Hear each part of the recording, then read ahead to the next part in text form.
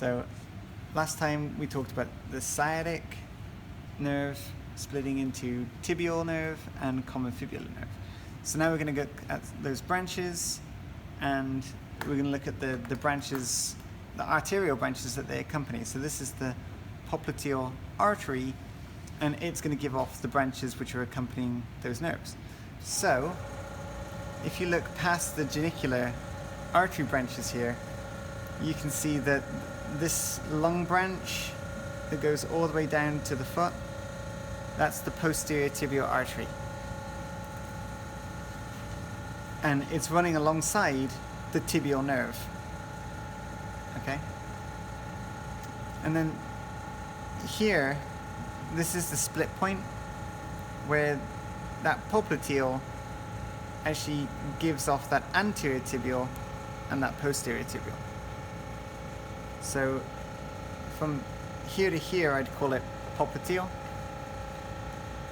And then from here downwards, I would call it posterior tibial. And from here, follow this to the front, that artery is going to be anterior tibial.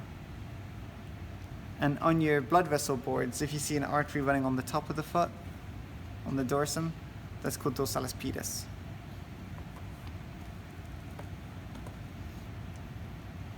And if you see arteries at the bottom of the foot, they're called plantar arteries. Right. So that nerve that is following here is actually a branch of this one. So this is the common fibular nerve, and you can see it's heading laterally, plunging into the tissue at about the level of the head of the fibula, and it's going to give off branches. So the branch that you can easily see is the deep fibular branch running with that anterior tibial. So anterior tibial came through that interosseous membrane, and it's running alongside the deep fibula. And deep fibula is going to innervate all of these muscles. Here you can see a slightly more superficial one. There would be a lot of other superficial branches. It's basically innervating these two muscles here. That'll be the superficial fibula.